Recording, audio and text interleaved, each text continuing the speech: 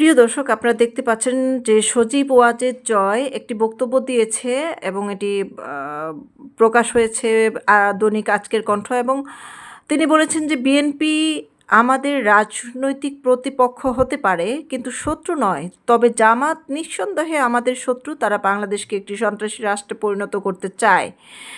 তিনি আমাদের সাবেক প্রধানমন্ত্রী শেখ হাসিনার সুযোগ্য পুত্র সজীব ওয়াজেদ জয়, এবং তিনি সাবেক প্রধানমন্ত্রী আইসিটি উপদেষ্টা ছিলেন, এবং তিনি বিগত বছরগুলিতে কোনো সময় কোনো প্রকার বেতন ছাড়াই বাংলাদেশের জন্য সেবা প্রদান করে গেছেন এবং আওয়ামী লীগের দলের হয়ে কাজ করে গেছেন। আইসিটির বিরাট উন্নয়নের পিছনে ওনার অনেক বড় অবদান আছে।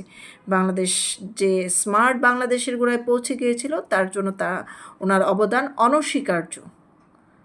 ওনার